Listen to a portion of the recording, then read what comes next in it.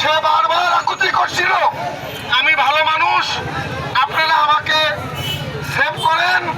আমার সম্বন্ধে আপনার তারাগঞ্জে এই মেডিকেলে জিজ্ঞাসা করেন, আমি যদি চোর হয়ে থাকি আপনারা আমাকে যে শাস্তি দেবেন আমি মাথা পেতে নেব। যদি আমি ভালো মানুষ হয়ে থাকি তাহলে আপনারা আমাকে বাঁচান। তার এই কথাটুকু তারা কর্ণপাত করে নাই। তাদেরকে নির্মমভাবে, দুইজন ছিল, দুইজনকে নির্মমভাবে তারা মারছে। এটা কোনোভাবেই মেনে নেওয়ার মতো নয়। আমি এই সরকারকে, এই প্রশাসনকে আমি অনুরোধ করব যাতে 24 ঘন্টার মধ্যে এর উপযুক্ত যারা যারা এই ন্যাক্কারজনক ঘটনা ঘটাইছে তাদেরকে আইনের আওতায় এনে তাদেরকে সর্বোচ্চ শাস্তি যাতে পায় সেই আশা আমরা রাখি। যদি এটা সম্ভব না হয় তাহলে দেশের আইন শৃঙ্খলা ভেঙে যাবে, আইন শৃঙ্খলা বলতে কিছু থাকবে না।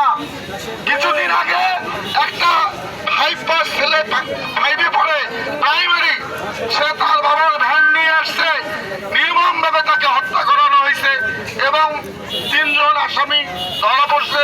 আমরা সাধুবাদ জানাই তাদের, তারা শাস্তি হোক এই কামনায় করে আজকে এলাকাবাসী এবং যারা এই ছেলেকে ভালোবাসে তারা স্বতঃস্ফূর্তভাবে আজকে হাইওয়ে রোডে আসছে শুধু তাদের এই হত্যাকারীর গ্রেপ্তার এবং বিচারের দাবিতে। আমি আর বেশি কিছু বললাম না। আমরা চেষ্টা করব আজকে যে ব্যক্তিটাকে মারি ফেলাইছে তাদের পরিবারের আমরা সকলের স্থান থেকে যাতে আমরা ওই পরিবারটাকে সহযোগিতা করতে পারি, এই পরিবারটাকে সান্ত্বনা দিতে পারি, এই পরিবারটা যাতে এই শোক কেটে উঠতে পারে সেই কামনা করে আজকের আমার এই আমরা 24 ঘন্টার মধ্যে যাতে আসামি ধরা পড়ে এবং এখানে আমাদেরকে প্রতিশ্রুতি দিতে হবে। এই সরকারের প্রতিনিধি এবং প্রশাসনের প্রতিনিধি প্রতিশ্রুতি না দেওয়া পর্যন্ত এই অবরোধ চলতেই থাকবে।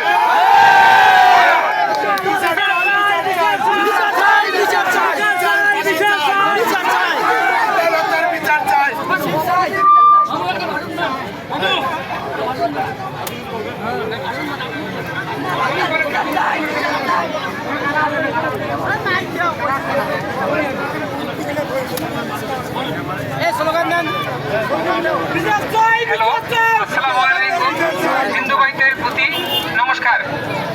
এই নিরীহ মানুষটাকে যারা মব সৃষ্টি করে হত্যাকাণ্ড করেছে আমরা তার দৃষ্টান্তমূলক শাস্তি চাই। আর 24 ঘন্টার মধ্যে যেন এই অপরাধীদেরকে অ্যারেস্ট করা হয়। প্রশাসনের দৃষ্টি আকর্ষণকে বলছি, আপনারা 24 ঘন্টার মধ্যে এই আসামিদেরকে অ্যারেস্ট করুন এবং বিচারের আওতায় নিয়ে আসুন। কথা বেশি বাড়াবো না, এই বলে আমার কথা শেষ করলাম।